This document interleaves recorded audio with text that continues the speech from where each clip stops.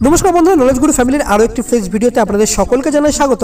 তো পাকিস্তানের স্পর্ধা কিন্তু এবার চরমে পৌঁছাচ্ছে এবং এইরকমই একটি ঘটনা ঘটেছে পাকিস্তান আজকে, এবং এই ভিডিওটিতে আমরা সেটি দেখে নেব। সুতরাং ভিডিওটিতে অবশ্যই শেষ পর্যন্ত সঙ্গে থাকবেন। ভবিষ্যতে এই বিষয়ে যে কোনো নতুন আপডেটের জন্য অবশ্যই চ্যানেলটিকে সাবস্ক্রাইব করে নেবেন। সাবস্ক্রাইব করার জন্য নিচে লাল রঙের সাবস্ক্রাইব বাটনটি প্রেস করুন এবং সাবস্ক্রাইব করলে পাশে নোটিফিকেশন বেলটিকে বাজিয়ে দিন, যাতে নতুন কোনো ভিডিও আপলোড করলে তার নোটিফিকেশন সবার আগে পৌঁছে আপনার কাছে।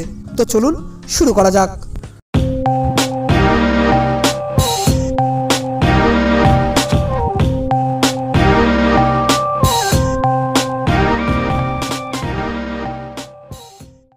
ভিডিও শুরুর আগে আপনার কাছে একটি রিকোয়েস্ট, ভিডিওটিকে অবশ্যই একটি লাইক দিয়ে দেবেন, কারণ আপনার একটি লাইক আমাকে অনেকটা উৎসাহিত করে পরবর্তী ভিডিও আপলোডের জন্য। এবং পাকিস্তানের এই স্পর্ধা আপনি কতটা মেনে নিচ্ছেন অবশ্যই নিচে কমেন্ট করে জানাবেন। এরপর দেখে নেবো আজকের রিপোর্টটি। তো এই রিপোর্টটি উঠে আসছে আজ বিকেলের তরফ থেকে এবং কিছুক্ষণ আগে এটা প্রকাশিত হয়েছিল। এখানে টাইটেলটি ছিল পাকিস্তানের আকাশ বয়কট ভারতের, সংঘাত আরো বাড়ালো ইসলামাবাদ। মূল প্রতিবেদনটি আমরা দেখে নিই, চলুন। ভারত পাক সম্পর্কে সংঘাত আরো বাড়লো। পাকিস্তানের আকাশ বয়কটের ঘোষণা হতে দিল্লি লাহোর সমঝোতা এক্সপ্রেস আটকে দিল পাকিস্তান প্রশাসন। আজ সকালে ভারতের আকাশ সীমা লঙ্ঘন করায় পাকিস্তানের বিরুদ্ধে কড়া পদক্ষেপ নেওয়ার কথা ঘোষণা করে ভারত সরকার। নিরাপত্তার কারণে 10টি বিমানবন্দর উড়ান পরিষেবা বন্ধ রাখার সিদ্ধান্ত নেওয়া হয়। উড়ানের জন্য পাকিস্তানের আকাশ ব্যবহার করা হবে না বলেই এয়ার ইন্ডিয়ার তরফ থেকে জানিয়ে দেওয়া হয়েছিল।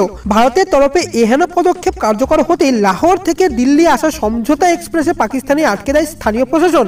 আটকে পড়েন বহু যাত্রী। চূড়ান্ত হেনস্থার মুখে পড়তে হয় যাত্রীদের, এবং তার সাথে সাথে যাত্রী নিরাপত্তার জন্য বিমানবন্দরগুলিতে কিন্তু জারি হয়েছে হাই অ্যালার্ট। সুতরাং ভারতের কাছে কিন্তু পাকিস্তান আবারও একটি দুঃসাহসিক স্পর্ধা দেখালো, এবং এগুলি কিন্তু যুদ্ধের পূর্বাভাস ছাড়া আর কিছুই নয়। এই বিষয়ে আপনার কি মতামত অবশ্যই নিচে কমেন্ট করে জানাবেন। পরবর্তী ভিডিওর আপডেটের জন্য অবশ্যই চ্যানেলটিকে সাবস্ক্রাইব করে রাখবেন। আজকে ভিডিওটিকে অবশ্যই লাইক দিয়ে দেবেন। এখনকার মতো এতটুকুই। Have a nice day.